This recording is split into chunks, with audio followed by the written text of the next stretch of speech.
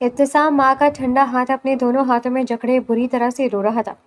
اس کے آنسو امارا بیگم کی ہتھیلی کو بھگو رہے تھے۔ میں آپ کو نہیں جانتا، میں نے تو کبھی آپ کا چہرہ بھی نہیں دیکھا ماں، لیکن آج آپ کو دیکھنے کے بعد مجھے ایسا لگ رہا ہے جیسے میں نے اب تک اپنی زندگی میں کچھ دیکھا ہی نہیں تھا۔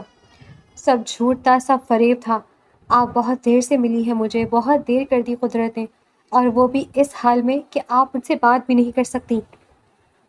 عائشہ جب تک دروازے پر ساکت کھڑی تھی، اپنے آنسو پوچھتی ہوئی دھیمے قدموں سے کمرے کے اندر آئی اور ایک کونے میں کھڑی ہو کر دل گرفتہ نظروں سے یہ دردناک منظر دیکھنے لگی۔ اس کی اپنی آنکھیں بھی لکیروں کی طرح بہہ رہی تھی۔ ابتسام مسلسل اپنی ماں سے لپٹ کر باتیں کر رہا تھا، اپنے دل کا سارا غبار نکال رہا تھا کہ یکدم بیڈ کے پاس لگی مانیٹر مشین سے تیز ٹوں ٹوں کی آوازیں گونجنے لگیں۔ امارا بیگم کی پلس ریٹ یکدم بہت تیز ہو رہی تھی اور اسکرین پر لکیریں تیزی سے اوپر نیچے ہونے لگیں۔ کمرے میں موجود ڈیوٹی نرسز صورتحال کی نزاکت کو بھانپتے ہوئے فوراً بڑھیں اور انہوں نے ابتسام کو بیڈ سے دور کرنے کی کوشش کی۔ پلیز آپ پیچھے ہو جائیں، ان کے اعصاب پر بہت زیادہ پریشر پڑ رہا ہے۔ ابتسام اچانک مشینوں کی آواز اور نرسوں کی بڑبڑاہٹ دیکھ کر بری طرح ڈر گیا اور گھبرا کر چند قدم پیچھے ہٹ گیا۔ زاہد آفریدی کا دل بھی ہولنے لگا۔ انہوں نے فوراً باہر کی طرف دوڑ لگائی اور چلائے، ڈاکٹر کو بلاؤ، جلدی کرو۔ اس افراتفری کے دوران جب ابتسام کی نظریں اپنی ماں کے لرزتے ہوئے وجود سے ہٹی تو کمرے کے کونے میں اسے عائشہ کھڑی دکھائی دی۔ عائشہ پریشانی اور خوف سے اپنے منہ پر ہاتھ رکھے مسلسل رو رہی تھی۔ دونوں کی نظریں ملی تو ایک سیکنڈ کے لیے وقت ٹھہر گیا، لیکن ماحول کا تناؤ بہت زیادہ تھا۔ کچھ ہی دیر میں ڈاکٹرز کی ٹیم ہانپتی ہوئی کمرے میں داخل ہوئی۔ انہوں نے امارا بیگم کا فوری معائنہ کیا، ان کی آنکھیں اور نبض چیک کیا اور پھر انتہائی سنجیدگی سے زاہد آفریدی کی طرف مڑے۔ زاہد صاحب، ان کی باڈی بہت شدید رد عمل دے رہی ہے۔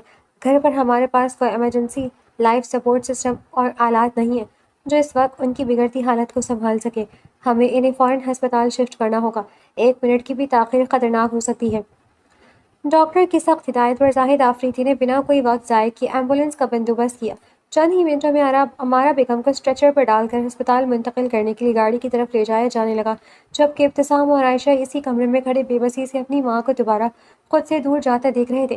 اسپتال کی ICU کے باہر آفریدی خاندان کے دل مٹھیوں میں بند ہوئے تھے۔ ڈاکٹرز اندر امارا بیگم کو سنبھالنے میں مصروف تھے کہ اچانک معجزہ رونما ہو گیا۔ میڈیکل سائنس میں اسے ٹیکٹائل کوما سٹیمیولیشن یا جذباتی صدمے کے زیر اثر اعصاب کو یکدم بیدار ہونا کہتے ہیں، جب کسی اپنے قلم سے اس کی آواز یا 20 سال سے دل میں دبا کوئی گہرا جذبہ دماغ کے خلیوں کو جھنجھوڑ کر رکھ دیتا ہے۔ ابتسام کا رونا اور اس کا لمس امارا بیگم کے لیے وہی مارحت بن گیا تھا۔ کچھ ہی دیر بعد سینئر ڈاکٹر چہرے پر مسکراہٹ لیے باہر آئے اور انہوں نے زاہد آفریدی کو مطلع کیا کہ امارا بیگم کو مکمل ہوش آ چکا ہے۔ ڈاکٹر نے ضروری ہدایت دی، مریضہ کو ابھی زیادہ ذہنی تناؤ یا شور شرابے سے دور رکھا جائے، اس لیے ایک ایک کر کے سب ان سے مل سکتے ہیں۔ اسی دوران ہسپتال کے کوریڈور میں تیز قدموں کی آواز گونجی۔ کبیر خان آفریدی اور میران آفریدی بھی اطلاع ملتے ہی وہاں پہنچ چکے تھے۔ دونوں کے چہروں پر اپنی ماں کے ہوش میں آنے کی خوشی اور حیرت صاف نمایاں تھی۔ سب باری باری اندر جا کر امارا بیگم سے ملنے لگے۔ عائشہ، کبیر اور میرا نے باری باری اپنی ماں کو گلے لگایا، جنہوں نے 20 سال بعد اپنے جوان بچوں کے چہرے کو چھو کر دیکھا تھا۔ لیکن اس سارے منظر کے دوران ابتسام ICU کے ایک کونے میں کسی سہمے اجنبی بچے کی طرح دیوار سے پیٹھ ٹکائے خاموش ہی کھڑا تھا۔ اسے سمجھ نہیں آ رہا تھا کہ وہ اس ممتا پر اپنا حق کیسے جتائے۔ امارا بیگم کی نظر اپنے بچوں کے ہجوم سے ہٹی اور کمرے کے آخری کونے میں کھڑے اس تنہا جوان پر جا کر ٹھہر گئی جس کی آنکھیں ان کے لیے رو رہی تھیں۔ ان کے لرزتے ہوئے لب کھلے۔ انہوں نے اپنے برابر میں بیٹھے شوہر کا ہاتھ تھاما اور انتہائی نقیب لرزتی ہوئی آواز پوچھا، زاہد، یہ میرا عابق ہے نا؟ بولو زاہد، یہ میرا بچہ ہے نا؟ زاہد آفریدی کے گلے میں جیسے الفاظ پھنس گئے، پچھتاوے اور جذباتی بہراؤ کی وجہ سے۔ ان کے منہ سے کوئی جواب نہ نکل سکا۔ اپنے باپ کو خاموش دیکھ کر ابتسام نے خود اپنے اندر کی ساری جھجک کو پس پشت ڈالا۔ وہ دھیمے قدموں سے چلتا ہوا بیڈ کے قریب آیا۔ اس کی نظریں نم تھیں اور دل دھڑک رہا تھا۔ اس نے امارا بیگم کے سامنے جھکتے انتہائی عقیدت اور محبت سے سر اسبات میں ہلا دیا۔ جی، میں ہی آپ کا عابق ہوں۔ اس کی سرگوشی کمرے میں گونجی۔ امارا بیگم نے تڑپ کر اپنے کمزور ہاتھ اٹھائے اور ابتسام کا سر پکڑ کر اپنی سینے سے لگا لیا۔ انہوں نے شدت سے اپنی آنکھیں میچ لیں۔ ان کے حلق سے ایسی دردناک سسکیاں نکلی جو 20 سال کا سارا کرب جھلک رہی تھی۔ وہ روتے ہوئے پکار اٹھی، عابق، میرے بچے، میں نے اپنے بچوں کا بچپن کھو دیا عابد۔ میں نے تم لوگوں کا وقت نہیں دیکھا، میں نے تمہیں جوان ہوتے نہیں دیکھا، میں نے اٹھنے میں بہت دیر کر دی میرے بچوں، مجھے معاف کر دو۔ ماں کی طرف دیکھ کر کمرے میں موجود ہر آنکھ اشکبار ہو گئی۔ ابتسام نے ماں کے سینے کی تپش محسوس کی، وہ مزید جھکا اور انتہائی پیار اور نرمی سے عمارہ بیگم کے ماتھے پر اپنے لب رکھ دیے۔ اسے ایک لمس نے 20 سال کے سارے ادھورے پن کو جیسے سمیٹ کر رکھ دیا۔ کچھ دن مزید گزر گئے اور ہسپتال کے اس طویل ترین سفر کے بعد بالآخر عمارہ بیگم ڈسچارج ہو کر اپنے گھر آفریدی مینشن واپس آ گئی۔ 20 سال بعد گھر کی ملکہ کی واپسی پر پورے بنگلے میں ایک بار پھر پرانی رونقیں بکھر گئی تھیں۔ صدقہ اور خیرات کا سلسلہ تاحال جاری تھا، لیکن اس سب خوشیوں کے درمیان گھر کی فضا میں خاموش سا تناؤ بھی موجود تھا جس سے عمارہ بیگم اور زاہد آفریدی اب تک انجان تھے۔ جب سے ابتسام اس گھر میں آیا تھا اس نے عائشہ سے اب تک بات نہیں کی تھی، اور نہ ہی عائشہ میں اتنی ہمت ہوئی تھی کہ وہ اپنے سابقہ اغوا کار اور حال ہی میں معلوم ہوئے بڑے کزن کا سامنا کر سکے۔ دونوں ایک دوسرے کے سامنے آنے سے کتراتے تھے۔ آج رات بھی پورا آفریدی خاندان کھانے کی بڑی ٹیبل پر یکجا تھا۔ زاہد آفریدی اور عمارہ بیگم وسط میں بیٹھے تھے، جبکہ ان کے ارد گرد ان کے بچے موجود تھے۔ برتنوں کی دھیمی آوازوں کے درمیان کھانا جاری تھا جب عمارہ بیگم نے سب پر ایک نظر ڈالی اور اچانک مسکرا کر پوچھا، کیا تم دونوں نے یعنی میران اور کبیر، تم لوگوں نے واقعی اب تک شادی نہیں کی؟ یہ سوال سنتے میران کا نوالا توڑتا ہوا ہاتھ ہوا میں رک گیا۔ اس کے چہرے پر ایک لمحے کے لیے گہری سنجیدگی ابھری، لیکن اس نے خود کو سنبھالتے دھیمے سے نفی میں سر ہلا دیا۔ عمارہ بیگم کی مستانہ نظریں اسی کے چہرے پر جمی ہوئی تھی، جیسے وہ ماں ہونے کے ناطے اس کے دل کا حال جاننا چاہ رہی ہوں۔ پھر انہوں نے اپنا رخ کبیر کی طرف کیا تو کبیر نے بھی سنجیدگی سے اپنے لب کھولے۔ جی امی، ہم میں سے کسی نے شادی نہیں کی۔ عمارہ بیگم کے لبوں پر ممتا بھری مسکراہٹ گہری ہو گئی۔ تو پھر کیا ارادہ ہے؟ کیا کسی کو پسند کرتے ہو تم لوگ، یا پھر میں اپنے طور پر لڑکیاں دیکھنا شروع کروں؟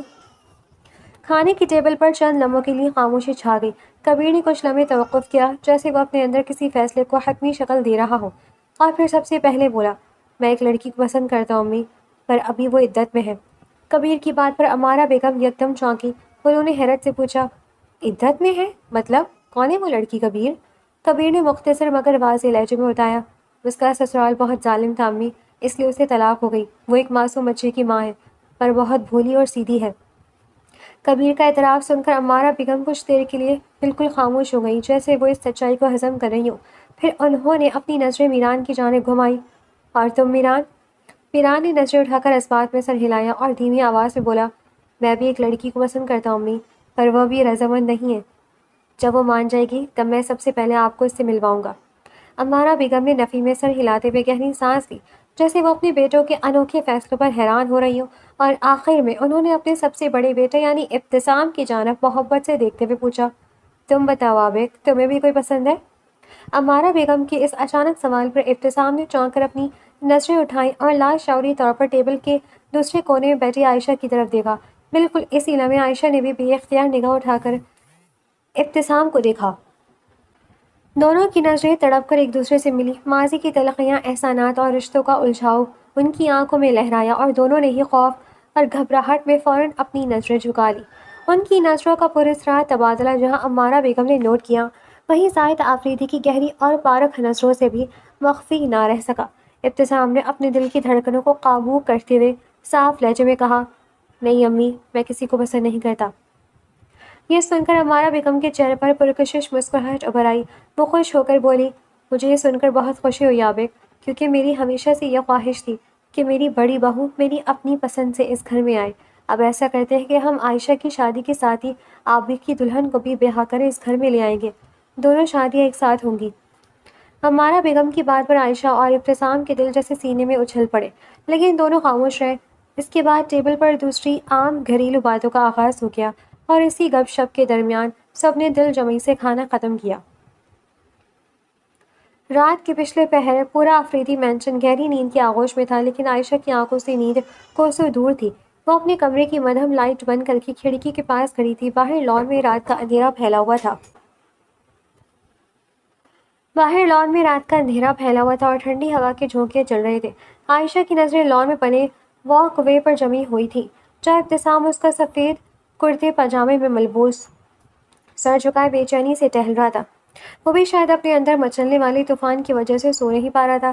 عائشہ کھڑکی کے پردے کی اوٹ سے یک ٹک اسے دیکھی جا رہی تھی۔ اس کے ذہن میں وہ سارے منظر گھوم رہے تھے جب یہی شخص اس کا اغوا کار تھا اور پھر کسی طرح اس نے اپنی جان پر کھیل کر اسے میرب کے جنگل سے بچایا تھا۔ ابتسام ٹہلتے ٹہلتے اچانک رکا جیسے اسے اپنے اوپر کسی کی نظروں کا احساس ہوا ہو۔ اس نے سر اٹھایا اور سیدھا عائشہ کے کمرے کی کھڑکی کی جانب دیکھا۔ جیسے ہی اس کی تیز نظریں کھڑکی کی طرف اٹھی، عائشہ کا دل جیسے گرج کر بند ہو گیا۔ وہ گھبرا کر فوراً پردے کے پیچھے ہو گئی اور دیوار سے پشت کر ٹکا کر کھڑی ہو گئی۔ اس کے دل کی دھڑکنیں اس کے سینے میں ہتھوڑے کی طرح بج رہی تھی۔ اس نے شدت سے اپنی آنکھیں میچ لی۔ وہ وہیں کھڑی دل ہی دل میں خود کو کوسنے لگی۔ میں یہ کیا کر رہی ہوں؟ میں اتنی بے اختیار کیوں ہو رہی ہوں؟ کیوں میری نظریں بار بار ان پر جا کر ٹھہر جاتی ہیں؟ وہ اب میرے بڑے کزن ہیں، اس گھر کے بڑے بیٹے عابق آفریدی ہیں۔ مجھے خود پر قابو رکھنا ہوگا۔ عائشہ نے کانپتے ہاتھوں سے اپنے چہرے کو چھپایا، جہاں پچھتاوا اور جذبات کا ایک انوکھا الجھاؤ اسے بری طرح سے تڑپا رہا تھا۔ جبکہ باہر لان میں ابتسام ایک پل کھڑکی کو تکنے کے بعد دوبارہ سر جھکائے ٹہلنے لگا۔ عائشہ کھڑکی کے پردے برابر کرتی واپس اپنے بیڈ پر آ کر بیٹھ گئی اور بے چینی سے اپنے ہاتھ آپس میں مسلنے لگی۔ اس کا دل اب بھی قابو میں نہیں آ رہا تھا کہ اسی لمحے کمرے کی لکڑی کے بھاری دروازے پر ہلکی سی دستک ہوئی۔ اس نے چونک کر دروازے کی طرف دیکھا، جلدی سے اپنے چہرے پر پھیلی گھبراہٹ کو صاف کیا اور خود کو پرسکون کرتے ہوئے بولی، آ جائے۔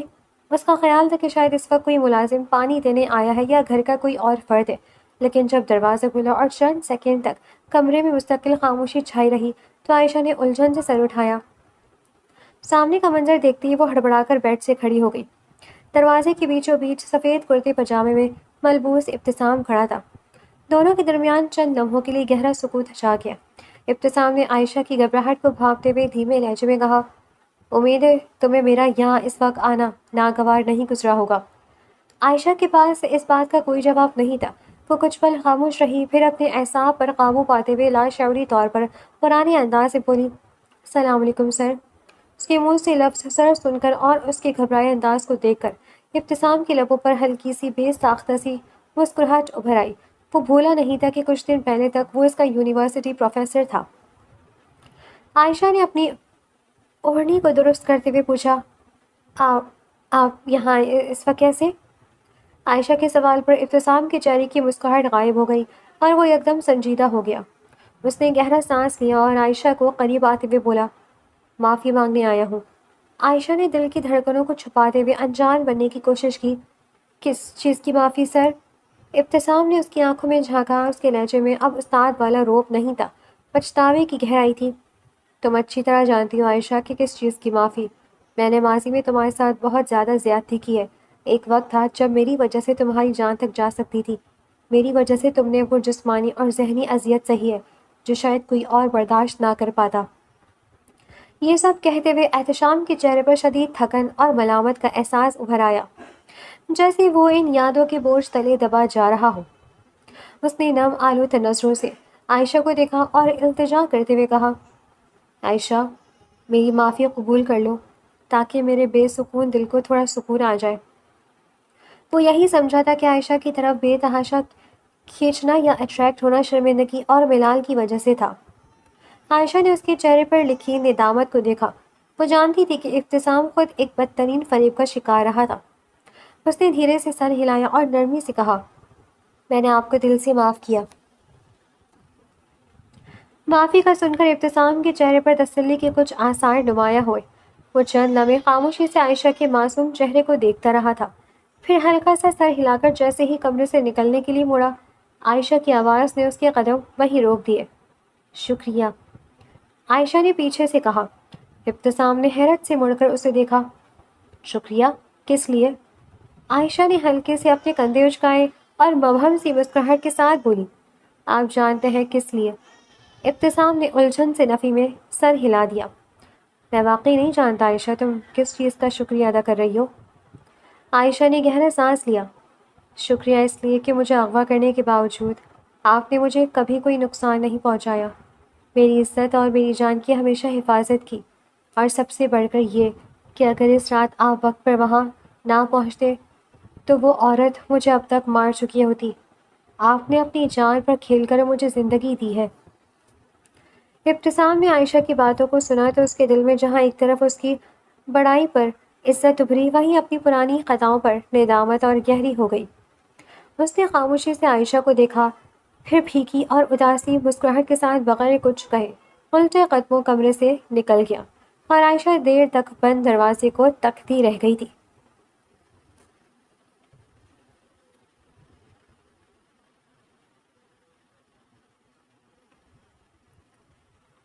ابتسام نے عمارہ بیگم کے کمرے کی چوبی دروازے پر دھیمے سے دستک دی اور ہاتھ میں گرم سوپ کا باؤل لیے اندر داخل ہوا۔ کمرے میں اس وقت کبیر آفریدی پہلے سے ہی موجود تھا اور اپنی ماں کے پاس بیٹھا کچھ باتیں کر رہا تھا۔ ابتسام کو اندر آتے دیکھ کر کبیر کے چہرے پر شرارتی اور بے ساختہ مسکراہٹ ابھر آئی۔ کہاں غائب رہتے ہو ابتسام؟ تم تو گھر میں ہو کر بھی نظر نہیں آتے۔ کبیر نے اسے دیکھتے ہی چھیڑا۔ اس سے پہلے کہ ابتسام اس کی بات کا کوئی جواب دیتا، بیڈ پر ٹیک لگائے بیٹھی عمارہ بیگم نے فوراً کبیر کو ٹوکا اور پیار بھری سختی سے بولی، ابتسام نہیں کبیر، اس کا نام عابق ہے، اب اسے عابق پکارا کرو۔ کبیر نے فوراً اپنی غلطی کی تصحیح کی اور ہنستے ہوئے بولا، اوکے امی اوکے، عابق، اب بتاؤ کہاں غائب ہو؟ لیکن اس سے پہلے کہ ابتسام ایک بار پھر اپنے لب کھولتا، ماں کی مامتا نے کبیر کو دوبارہ بیچ میں ہی ٹوک دیا، خالی عابق نہیں کبیر، عابق بھائی بولو، وہ عمر میں تم سے بڑا ہے۔ ماں کی اس مستقل جاں بداری پر کبیر نے بچوں کی طرح مرا سا منہ بنایا اور سر ہلاتے ہوئے چڑھانے والے انداز سے بولا، اوکے امی، اوکے عابق بھائی۔ اس نے بھائی کے لفظ پر کچھ زیادہ ہی زور دیا، جس پر عابق کے لبوں پر دلکش اور بے ساختہ مسکراہٹ بکھر گئی۔ ہمارا بیگم نے محبت بھری نظروں سے عابق کو دیکھا اور اپنے پاس آنے کا اشارہ کیا۔ عابق بیٹا، یہاں پر میرے قریب آؤ۔ عابق سوپ کا باؤل سائڈ ٹیبل پر رکھ کر ان کے پاس بیڈ پر بیٹھ گیا۔ عمارہ بیگم نے اس کا ہاتھ اپنے ہاتھوں میں لے لیا اور انتہائی سنجیدگی سے بولی، عابق، میں اور تمہارے بابا اب اپنی ایک بہت بڑی ذمہ داری سے فارغ ہونا چاہتے ہیں۔ عائشہ کے ماں باپ اپنے مرنے سے پہلے اسے ہمارے سپرد کر گئے تھے۔ عائشہ کا رشتہ اس کے سگے ماموں کے بیٹے سے طے پایا تھا جو امریکہ میں رہتا ہے۔ ہم عائشہ کے ماموں سے وعدہ کیا تھا کہ ہم ان کی بہن کی بیٹی کی امانت کے طور پر اپنے پاس رکھیں گے اور وقت آنے پر انہیں لوٹا دیں گے، اور اب وہ لوگ امریکہ سے عائشہ کا ہاتھ مانگ رہے ہیں۔ یہ سنتے ہی عابق کے دل کی دھڑکنیں یکدم زور سے دھڑکی، اس کے سینے میں جیسے سانس اکھڑنے لگی، لیکن اس نے اپنی برسوں کی تربیت اور ضبط کا استعمال کرتے ہوئے چہرے کے تاثرات کو حد الامکان قابو میں رکھا اور بالکل نارمل بنتے ہوئے کہا، تو پھر آپ لوگ کب کی تاریخ طے کرنے کا سوچ رہے ہیں امی؟ ہمارا بیگم نے گہری جانچتی نظریں عابق کے چہرے پر جما دی، جیسے وہ اس کے دل کی نہا خانوں میں چھپا سچ پڑھنا چاہ رہی تھی۔ انہوں نے دھیمی سے کہا، ہم نے عائشہ کے ماموں سے وعدہ ضرور کیا تھا عابق، لیکن اس وعدے سے بھی پہلے، عائشہ کی ماں کے مرنے سے پہلے، ہم نے ان سے بھی ایک وعدہ کیا تھا کہ عائشہ ہمیشہ ہمارے ہی پاس رہے گی، تمہاری بیوی بن کر۔ یہ صدر سنتے ہی عابق نے جیسے اپنی سانسیں روک لیں۔ وہ انتہائی بے یقینی اور صدمے سے اپنی ماں کو دیکھنے لگا۔ اس کا دماغ اس انکشاف کو قبول کرنے میں وقت لے رہا تھا، لیکن اس نے فوراً ہی خود کو سنبھالا اور تاثرات کو عام لکیر پر لایا۔ عمارہ بیگم نے اپنی بات جاری رکھتے ہوئے کہا، اس وقت جب تمہاری موت کی جھوٹی خبر آئی تھی تو ہم مجبور ہو گئے تھے اور ہم نے عائشہ کے ماموں سے وہ دوسرا وعدہ کر لیا تھا، پر اب جب تم صحیح سلامت لوٹ آئے ہو تو ہم اس پہلے وعدے کو زیادہ اہمیت دیں گے جو ہم نے عائشہ کے والدین سے کیا تھا۔ پر عابق، تم پر کسی قسم کی کوئی زبردستی نہیں ہوگی، اگر تم ایسا نہیں چاہتے ہو تو۔ ان کی بات ابھی مکمل بھی نہیں ہوئی تھی کہ عابق نے درمیان میں ہی بات کاٹ دی اور انتہائی سنجیدہ لیکن فیصلہ کن لہجے میں کہا، مجھے اس رشتے پر کوئی اعتراض نہیں امی، آپ کا فیصلہ اور آپ کی چاہ میرے لیے سب سے اوپر ہے، لیکن میں یہ بالکل نہیں چاہتا کہ عائشہ کسی قسم کی زبردستی یا دباؤ کا شکار ہو۔ اس نے گہرا سانس لیا اور اپنی نظریں جھکا لی۔ وہ معصوم لڑکی ہے اور وہ کبھی نہیں چاہے گی کہ اس کی شادی مجھ جیسے شخص سے ہو جس نے ماضی میں اسے اتنی تکلیفیں دیں، اس لیے آپ پہلے عائشہ سے پوچھ لیں اور اس کی دلی رضامندی جان لیں۔ یہ کہتے ہی عابق مزید وہاں نہیں رکا۔ وہ تیزی سے اٹھا اور اپنے دل میں مچلتے طوفان کو چھپاتا ہوا کمرے سے باہر نکل گیا۔ اس کے جانے کے بعد عمارہ بیگم کے لبوں پر انتہائی پرسکون اور اطمینان بخش مسکراہٹ ابھر آئی تھی۔ عمارہ بیگم نے اگلے ہی دن عائشہ کو اپنے کمرے میں بلوایا عائشہ ہمیشہ کی طرح سر پر دوپٹہ جمائے انتہائی باادب انداز میں ان کے سامنے بیٹھ پر آ بیٹھی۔ عمارہ بیگم نے محبت سے اس کے سر پر ہاتھ پھیرا اور پھر بغیر کسی تمہید کے اس کے سامنے ماضی کا سارا سچ رکھ دیا۔ عابق یعنی اقتسام کے ساتھ اس کے بچپن کا رشتہ، اس کی ماں سے کیا گیا پہلا وعدہ اور پھر امریکہ والے ماموں کے بیٹے کا ذکر۔ عائشہ بیٹا، عابق تمہاری ماں سے کیا ہوا ہمارا پہلا اور سب سے بڑا وعدہ ہے۔ وہ واپس آ چکا ہے تو میرا دل چاہتا ہے کہ میں اپنی مرضی سے بڑھ کر تمہاری ماں کی روح کو سکون دوں، لیکن اس فیصلے میں تمہاری دلی خوشی بھی سب سے اہم ہے۔ عمارہ بیگم نے اس کا ہاتھ تھام کر نرمی سے پوچھا، تم بتاؤ کیا تمہیں عابق کے ساتھ یہ رشتہ قبول ہے؟ عائشہ نے جیسے ہی یہ سنا اس کے پاؤں تلے سے زمین نکل گئی۔ وہ گم سم سے اپنی گود میں بندے ہاتھوں کو دیکھنے لگی۔ اس کے دل میں ایک طرف عابق کے ماضی کے رویے کا تھوڑا خوف تھا تو دوسری طرف اسی شخص کا بدلتا ہوا روح، اس کی ندامت اور اپنی جان پر کھیل کر اسے بچانے کا وہ منظر تھا جو اسے بے اختیار کر دیتا تھا۔ اس نے گہری سانس لی اور اپنے جذبات کو آواز دیتے ہوئے بالکل وہی جواب دیا جو ایک دن پہلے عابق دے کر گیا تھا۔ امی، آپ کا فیصلہ اور آپ کی چاہ میرے لیے سب سے اوپر ہے۔ آپ میری ماں کی جگہ ہیں، آپ جو کہیں گی میں اس سے انحراف نہیں کروں گی، لیکن میں نہیں چاہتی کہ عابق کے سر پر میرے نام کا کوئی دباؤ آئے۔ وہ ایک بہت سلجھے ہوئے انسان ہے، میں نے ماضی میں انہیں بہت سی الجھنوں میں دیکھا ہے۔ وہ کبھی نہیں چاہیں گے کہ ان کی شادی مجھ جیسی لڑکی سے زبردستی کر دی جائے، اس لیے میری مرضی سے پہلے آپ ایک بار پھر عابق سر سے پوچھ لیں کہ کیا وہ دل سے اس رشتے کے لیے رضامند ہے۔ عائشہ کا یہ جواب عمارہ بیگم کے کمرے کے ادھ کھلے دروازے پہ کھڑے عابق کے کانوں میں پڑا، جو اتفاق سے اپنی ماں کے پاس کسی کام سے آیا تھا۔ عائشہ کے منہ سے اپنے لیے وہی فکر اور وہی الفاظ سن کر عابق کا دل سینے میں زور سے دھڑکا۔ وہ ساکت کھڑا اس معصوم لڑکی کی ظرف کو دیکھ رہا تھا۔ عابق کے چہرے پر عجب سا تاثر ابھرا اور وہ بغیر کوئی آہٹ کے خاموشی سے پیچھے ہٹ گیا۔ رات کے کھانے کی میز پر پورا آفریدی خاندان موجود تھا۔ ماحول ہمیشہ کی طرح پرسکون تھا کہ اچانک عمارہ بیگم نے ملازم کو اشارہ کیا اور وہ چاندنی کے بڑے تھال میں سجی چاندنی کے ورق لگی خاص مٹھائی میز کے بالکل بیچوں بیچ رکھ گیا۔ کبیر اور میران نے حیرت سے پہلے مٹھائی کو دیکھا اور پھر مسکراتے ہوئے عمارہ بیگم کی طرف متوجہ ہے۔ ارے واہ امی، آج بغیر کسی خاص موقع کے اتنی شاہی مٹھائی، خیر تو ہے نا؟ کیا بابا کی کوئی نئی بزنس ڈیل فائنل ہوئی ہے؟ کبیر نے ہاتھ آگے بڑھاتے ہوئے شرارت سے پوچھا، جبکہ زاہد آفریدی سکون بھری نظروں سے اپنے گھرانے کو دیکھ رہے تھے۔ عمارہ کے کوما میں جانے کے بعد سے شاید ہی وہ سب کبھی ساتھ کھانا کھاتے تھے۔ میران نے بھی لقمہ توڑتے ہوئے تجسس سے پوچھا، ہاں امی، ہمیں بھی بتائیں آخر مٹھائی کی وجہ کیا ہے؟ عمارہ بیگم کے چہرے پر خوبصورت مسکراہٹ ابھر آئی۔ انہوں نے ایک نظر عائشہ پر ڈالی جو اپنی پلیٹ میں چمچ ہلا رہی تھی، اور پھر عابق کو دیکھا جو خاموشی سے بیٹھا تھا۔ وجہ بہت خاص ہے میرے بچوں، عمارہ بیگم نے گہری اور مسترد آواز میں اعلان کیا، میں نے عابق اور عائشہ کا رشتہ طے کر دیا ہے۔ یہ مٹھائی میرے عابق اور میری عائشہ کی شادی کی ہے۔ یہ سننا تھا کہ کھانے کی میز پر ایک لمحے کے لیے سناٹا چھا گیا، اور پھر کبیر اور میران کے چہرے خوشی سے کھل اٹھے۔ کیا بات ہے، یہ ہوئی نا سب سے بہترین خبر۔ کبیر نے فوراً کھڑے ہو کر عابق کے کندھے کو ہلایا۔ مبارک ہو عابق بھائی، آخر کار آپ کی بینڈ باجے بجنے والے ہیں، میرا مطلب گھر بسانے والے گھر میں ہی موجود ہے۔ میران نے بھی مسکرا کر عابق کو دیکھا۔ مبارک ہو بھائی، اور عائشہ تمہیں بھی بہت بہت مبارک ہو۔ جہاں دونوں بھائی اس خبر پر دل سے خوش ہو کر شور مچا رہے تھے، وہیں عائشہ کا پورا چہرہ شرم اور سیکنڈوں میں سرخ ہو کر نیچے بالکل جھک گیا تھا۔ اس کا دل اتنی زور سے دھڑک رہا تھا کہ اسے لگا سب سن لیں گے۔ اس نے اپنی نظریں بائیں دائیں گھمانے کی کوشش بھی نہیں کی اور ساکت بیٹھی رہی۔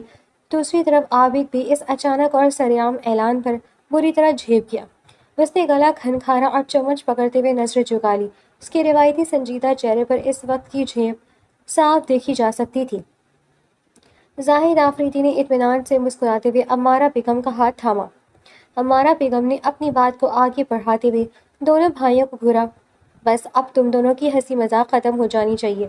میں نے فیصلہ کیا ہے کہ ہم اسی ہفتے عابق اور عائشہ کا سادگی سے نکاح کریں، اور پھر بالکل اگلے ہفتے شادی کی بڑی تقریب ہوگی۔ انہوں نے خاص طور پر کبیر اور میران کی طرف اشارہ کرتے ہوئے تاکید کی، اور ہاں، اس دوران کبیر اور میران، تم دونوں اپنی تمام دفتری اور کاروباری مصروفیات بالکل ختم کر دو۔ مجھے اب تم دونوں صرف اور صرف شادی کی تیاریوں میں فوکس کرتے ہوئے نظر آنے چاہیے۔ جی حکم مائی لارڈ، اب تو بھائی کی شادی ہے، دھوم دھام تو ہوئے گی، کبیر نے اپنی پلیٹ میں مٹھائی کا بڑا ٹکڑا رکھتے ہوئے کہا۔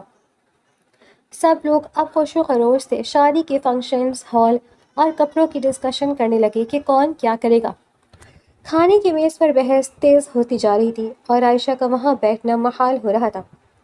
اس کا مائکہ ہی سسرال بننے جا رہا تھا، اس احساس سے اس کی دھڑکنیں قابو سے باہر تھی۔ آخر کار جب وہ اپنی شرم اور جھیب کو مزید سنبھال نہ سکی تو وہ انتہائی دھیمے سے اپنی کرسی پیچھے کر کے میز سے اٹھی اور کسی کو کچھ کہے بغیر تیز قدموں سے وہاں سے اپنے کمرے کی طرف بھاگ کھڑی ہوئی۔ کبیر نے پیچھے سے اسے جاتے دیکھ کر ایک بار پھر عابد کو کوہنی ماری، جس پر عابد نے بمشکل اپنی مسکراہٹ کو چھپایا۔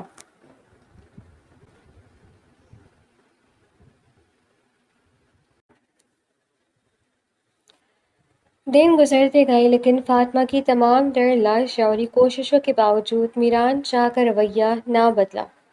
وہ اب بھی اس سے مکمل لا تعلق اور خاموش تھا۔ بات صرف خاموشی تک رہتی تو شاید فاطمہ برداشت کر لیتی، لیکن اب میران کا گھر آنا بھی کم ہو گیا تھا، اور جب آتا تو بہت دیر سے لوٹتا۔ دونوں کے درمیان دیواریں مزید اونچی ہو چکی تھی۔ ایک دوپہر جب مینشن کی لاؤنج میں ملازمہ صفائی کر رہی تھی تو صوفے پر بیٹھی فاطمہ نے خود پر ضبط کرتے ہوئے باتوں باتوں میں انتہائی عام سا لہجہ بنا کر پوچھا، ماسی، میران صاحب آج کل بہت دیر دیر سے گھر آ رہے ہیں اور رات کو آتے ہیں تو کھانا بھی نہیں کھاتے، سب ویسے ہی کچن میں بڑا رہتا ہے، خیریت تو ہے نا؟ ملازمہ نے ہاتھ میں پکڑا کپڑا روکا اور اس کے چہرے پر مسکراہٹ ابھر آئی۔ ارے فاطمہ بی بی، آپ کو نہیں معلوم، اللہ نے بڑا کرم کیا ہے، میران صاحب کی امی کو خیر سے ہوش آ گیا ہے نا، اس لیے چھوٹے شاہ صاحب اب زیادہ تر وقت ہسپتال میں اور اپنی امی کے پاس ہی گزارتے ہیں۔ وہ خوشی چھپائے بغیر بولی تھی۔ یہ سنتی فاطمہ کے ہاتھ سے کتاب چھوٹتے چھوٹتے بچی۔ وہ بری طرح چونک گئی۔ میران کی امی بھی ہیں؟ فاطمہ نے حیرت سے آنکھیں پھاڑ کر پوچھا۔ لو جی، آپ کو یہ بھی نہیں پتا؟ ملازمہ نے حیرانی سے اپنی گال پر ہاتھ رکھا اور بولی تھی۔ فاطمہ نے دھڑکتے دل کے ساتھ دھیرے سے نفی میں سر ہلا دیا تھا۔ وہ میران شاہ کے بارے میں کچھ بھی نہیں جانتی تھی، سوائے اس کے کہ وہ ایک اسمگلر ہے اور اس کی ایک بہن عائشہ ہے۔ خالی امی نہیں بی بی، میران صاحب کے ابو بھی ہیں، ایک بڑے بھائی بھی ہیں، اور عائشہ بی بی تو خیر بہن ہی ان کی، پورا بھرا پورا خاندان ہے ان کا۔ ملازمہ نے ادھر ادھر دیکھا اور تھوڑا قریب ہو کر بولنے لگی تھی۔ وہ لوگ کہاں رہتے ہیں؟ فاطمہ نے بے صبری سے پوچھا۔ اس کے اندر تجسس کی ایک لہر جاگی تھی۔ وہ سب شہر سے دور ان کی خاندانی حویلی میں رہتے ہیں، ملازمہ نے بتایا، اور سچ پوچھو تو آج کل وہاں پیر رکھنے کی جگہ نہیں ہے، بڑی رونقیں لگی ہوئی ہیں حویلی میں، شادی کی تیاریاں جو چل رہی ہیں۔ شادی؟ کس کی شادی؟ فاطمہ نے الجھ کر پوچھا۔ میران صاحب کے بڑے بھائی کی، ملازمہ نے جواب دیا اور پھر اپنے ہاتھ کا پوچھا سائڈ پر رکھ دیا۔ انتہائی رازداری سے فاطمہ کے بالکل قریب صوفے کے پاس بیٹھ گئی۔ فاطمہ بی بی، آپ بہت معصوم ہو، سچی بات تو یہ کہ آپ دنیا داری سے بالکل بے خبر ہو، میں آپ کو ایک بہن ہونے کے ناطے ایک مشورہ دوں۔ اس نے ارد گرد نظریں دوڑائیں کہ کوئی سن نہ لے اور دھیمی آواز میں بولی۔ فاطمہ نے الجھن اور تشویش سے ملازمہ کو دیکھا۔ کیا مشورہ؟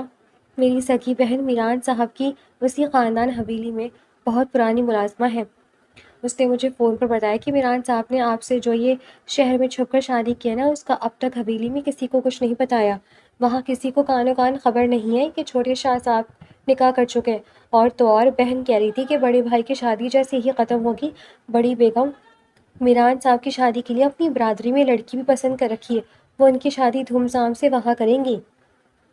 ملازمہ نے مزید آواز دھیمی کر لی تھی۔ یہ سنتے ہی فاطمہ کے پیروں تلے سے زمین نکل گئی، اس کے دل جیسے سینے میں ہی وہیں رک گیا۔ ملازمہ نے اس کا زرد پڑتا چہرہ دیکھ کر ہمدردی سے اس کا ہاتھ تھاما۔ بی بی، کہیں ایسا نہ ہو کہ آپ کی زندگی خراب ہو جائے، مردوں کا کیا ہے، وہ تو دوسری کر لیں۔ میری مانو تو کوئی نہ کوئی کوشش کر کے میران صاحب کے ساتھ ضد پکڑو اور ان کے ساتھ اسی خاندانی حویلی چلی جاؤ، وہاں سب کے سامنے جاؤ گی تو کوئی آپ کا حق نہیں مار سکے گا۔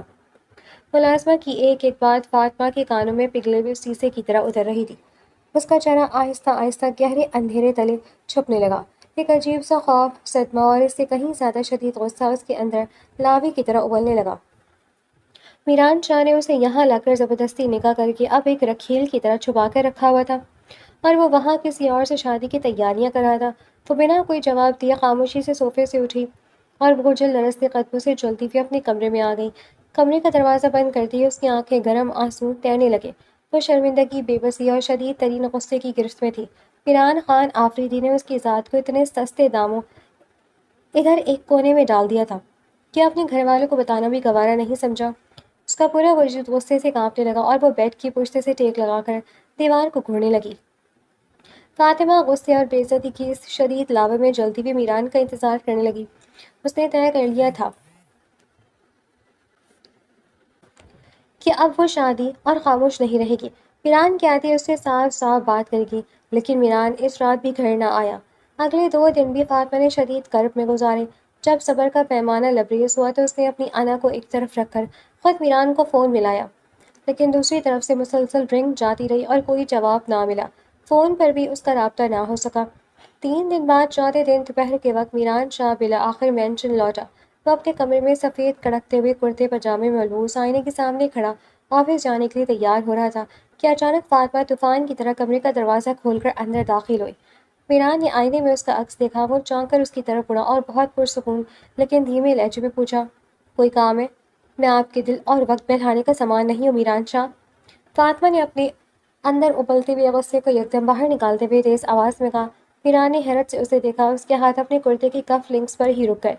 اس وقت اس بات کا کیا مطلب ہے فاطمہ؟ مطلب وہی ہے جو آپ بہت اچھے سے سمجھ رہے ہیں، فاطمہ نے دب کر کہا۔ اس کی آنکھوں سے چنگاریاں نکل رہی تھی۔ آپ کو کیا لگتا ہے میں ایک غریب گھر سے ہوں، بے سہارا ہوں، تو آپ مجھے اپنی وقت گزاری کا سامان سمجھ کر جب چاہیں گے استعمال کریں گے اور میں خاموش رہوں گی؟ اپنی حویلی میں عیش و عشرت کی زندگی گزاریں گے اور مجھے یہاں ایک قیدی کی طرح چھپا کر رکھیں؟ اس کے اس سنگین الزام پر میران کے ماتھے پر گہرے بل پڑ گئے۔ اس کی آنکھیں یکدم سرد ہوئیں۔ میں نے تمہیں کب استعمال کیا فاطمہ؟ اس نے اپنے ہاتھ سینے پر باندھے اور الٹا اس سے ہی سوال کیا تھا۔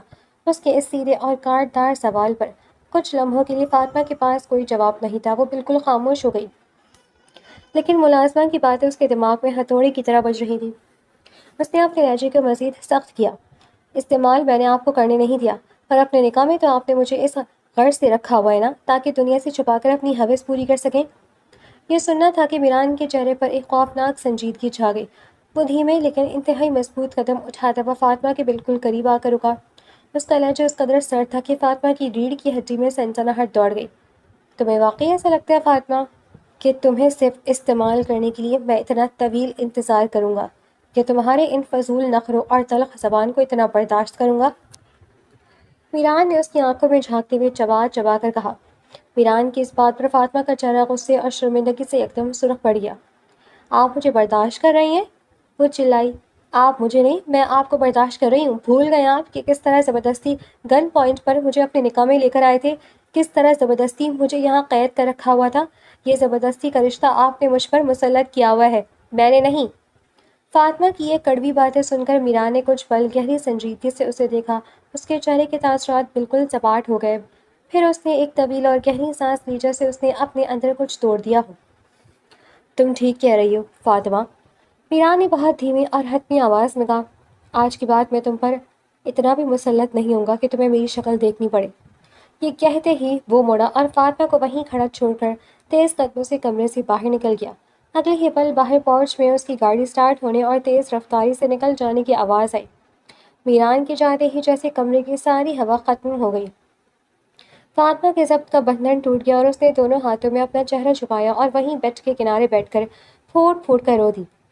بات صرف اتنی ہی تھی میران آفریدی، وہ روتے ہوئے ہچکیاں لے کر خود سے بول رہی تھی، کہ میں صرف تمہاری ایک ضد تھی اور کچھ بھی نہیں۔ اب تم نے مجھ سے زبردستی نکاح کر کے اپنی وہ انا اور ضد پوری کر لی ہے، اس لیے اب تم مجھے یہاں چھوڑ کر اپنی وہ خاندانی بیوی لاؤ گے جس سے تمہاری امی تمہاری شادی کرنے والی ہیں۔ وہ فرش پر بیٹھ کر سسکیاں لے رہی تھی، کیونکہ اس نے بچپن سے اپنے بڑوں سے سن رکھا تھا کہ قبیلے اور وڈیروں سے تعلق رکھنے والے لوگ خاندانی بیوی الگ رکھتے ہیں اور خاندان سے باہر کی بیوی کو شہر کے کسی بنگلے میں الگ رکھتے ہیں، لیکن عزت، رتبہ اور اہمیت صرف خاندان کی بیوی کو ہی ملتی ہے۔ فاطمہ کو لگ رہا تھا کہ میران نے بھی اسے اسی ذلت کی دلدل میں لا کھڑا کیا ہے۔ مزید 2 دن گزر گئے، لیکن میران شاہ واقعی اس دن کے بعد سے ایک بار بھی گھر نہ لوٹا۔ مینشن کا ہر کونا فاطمہ کو کاٹنے کو دوڑا تھا اور اب اس کی برداشت کی حد ختم ہو چکی تھی۔ میران کی وہ آخری سرد آواز اس کے کانوں میں مسلسل گونج رہی تھی۔ آج کے بعد میں تم پر اتنا بھی مسلط نہیں ہوں گا کہ تمہیں میری شکل دیکھنی پڑے۔ اس نے سوچ لیا کہ اب یہاں ایک پل بھی رکنا اپنی عزت نفس کو نیلام کرنے کے برابر ہے۔ وہ روتے ہوئے الماری سے اپنے کپڑے نکال کر بیڈ پر رکھنے لگی اور سسکیاں لیتے ہوئے اپنا سوٹ کیس پیک کرنے لگی۔ وہ سامان بند ہی کر رہی تھی کہ اچانک ملازمہ کمرے میں داخل ہوئی اور فاطمہ کو اس حال میں دیکھ کر بری طرح چونک گئی۔ لو جی فاطمہ بی بی، یہ کیا کر رہی ہیں آپ؟ یہ سامان کیوں سمیٹ رہی ہیں؟ ملازمہ نے گھبرا کر پوچھا۔ فاطمہ کا ضبط ٹوٹ گیا۔ اس نے روتے ہوئے اپنے دل کا سارا حال، اپنی بے بسی اور میران کا لا تعلقی کا غصہ ملازمہ کے سامنے اگل دیا اور آخر میں سوٹ کیس کی زپ بند کرتے ہوئے بولی، میں یہ گھر چھوڑ کر جا رہی ہوں ماسی، اب میں یہاں ایک منٹ بھی نہیں رکوں گی۔ ملازمہ نے یہ سنا تو اپنا سر پیٹ لیا اور اس کی عقل پر ماتم کرتے ہوئے بولی، ہائے اللہ فاطمہ بی بی، آپ کتنی نادان ہو، ابھی تک کچھ بگڑا نہیں ہے، سب کچھ اب بھی آپ کے حق میں ہے اور ہو سکتا ہے۔ اگر آپ تھوڑی سی ہمت دکھاؤ، اپنے مائکے جا کر بیٹھ گئی تو چھوٹے شاہ صاحب کو کیا فرق پڑے گا؟ وہ تو حویلی میں ہی دوسری شادی کر کے بیٹھ جائیں گے۔ اگر اپنی زندگی بچانی ہے تو اپنے گھر جانے کے بجائے سیدھی میران صاحب کے خاندانی گھر یعنی حویلی چلی جائیں، وہاں جا کر سب کو بتا دیں کہ آپ میران شاہ کی نکاحی بیوی ہیں۔ فاطمہ نے روتے ہوئے اپنی نم آنکھوں سے ملازمہ کو دیکھا۔ ملازمہ نے بات جاری رکھتے ہوئے کہا، بڑی بیگم صاحبہ اور بڑے شاہ صاحب بہت نرم دل لوگ ہیں، جب وہ اپنے بیٹی کی دلہن کو خود اپنے سامنے دیکھیں گے تو وہ کبھی آپ کا حق نہیں مارنے دیں گے۔ ملازمہ کی بات سن کر فاطمہ کچھ لمحوں کے لیے گہری سوچ میں پڑ گئی۔ اس کا روتا ہوا دل اب حویلی جانے کے خیال پر بری طرح دھڑکنے لگا تھا۔ لیکن ماسی، میں وہاں اکیلے کیسے جاؤں اور وہاں جا کر کیا کہوں گی؟ مجھے کچھ سمجھ نہیں آ رہا، اور سچ کہوں تو مجھے بہت ڈر لگ رہا ہے۔ اس نے ہچکچاتے ہوئے اپنے خوف کا اظہار کیا۔ ڈر کیسا بی بی؟ کوئی گناہ کیا ہے آپ نے؟ باقاعدہ نکاح ہوا ہے آپ کا، آپ بس باہر کھڑے ملازم سے کہیں، وہ گاڑی نکالے گا اور آپ کو سیدھا حویلی چھوڑائے گا۔ ملازمہ نے اسے حوصلہ دیتے ہوئے کہا۔ فاطمہ ملازمہ کی باتوں میں آ گئی۔ اس کے اندر کی عورت اپنی محبت اور حق کے لیے آخری لڑائی لڑنے پر آمادہ ہو گئی۔ اس نے حویلی جانے کا پکا فیصلہ کر لیا۔ ٹھیک ہے ماسی، میں جاتی ہوں، تم ڈرائیور سے کہو کہ وہ گاڑی تیار کرے اور مجھے حویلی چھوڑائے۔ فاطمہ نے ہمت جمع کرتے ہوئے کہا، نہ بی بی، اگر میں نے کہا تو وہ صاف منع کر دے گا، لیکن آپ اس گھر کی مالکن ہو، میران شاہ کی بیوی ہو، آپ خود باہر جا کر اسے حکم دو۔ جب آپ آرڈر دو گی تو اس کی کیا مجال کہ وہ انکار کرے۔ ملازمہ نے فوراً نفی میں سر ہلایا تھا۔ اور سب سے اچھی بات یہ ہے بی بی کہ وہ ڈرائیور ابھی فی الحال میران صاحب سے فون پر رابطہ بھی نہیں کر سکتا جو وہ آپ کو لے جانے سے منع کرے، کیونکہ شاہ صاحب نے جاتے ہوئے مینیجر اور ڈرائیور کو سختی سے ہدایت کی تھی کہ ایک ہفتے سے پہلے کوئی بھی انہیں فون کر کے تنگ نہ کرے، اس لیے ابھی راستہ صاف ہے، آپ نکلیں۔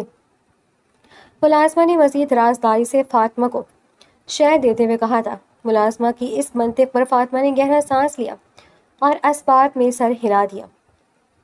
اس نے اپنا پرس اٹھایا، چادر اوڑھی اور سوٹ کیس سنبھالتی ہوئی عزم اور خوف کے ملے جلے احساس کے ساتھ تیز قدموں سے کمرے سے باہر نکل گئی۔ فاطمہ چادر اوڑھے اپنا سوٹ کیس سنبھالے جیسے ہی پورچ میں آئی، وہاں کھڑا ڈرائیور اسے اس حال میں دیکھ کر حیران رہ گیا۔ فاطمہ نے اپنی آواز میں جرأت سموتے ہوئے سیدھا ڈرائیور کی طرف رخ کیا، گاڑی نکالو اور میرا سامان رکھو، مجھے ابھی میران صاحب کی خاندانی حویلی جانا ہے۔ ڈرائیور نے یہ سنا تو اس کے ہوش اڑ گئے۔ اس نے گھبرا کر اپنے ہاتھ باندھے اور انکار کرتے ہوئے بولا، معافی چاہتا ہوں بیگم صاحبہ، لیکن میں آپ کو شاہ صاحب کی اجازت کے بغیر حویلی نہیں لے جا سکتا۔ چھوٹے شاہ صاحب کا سخت حکم ہے کہ ان کی اجازت کے بغیر کوئی کام نہ کیا جائے۔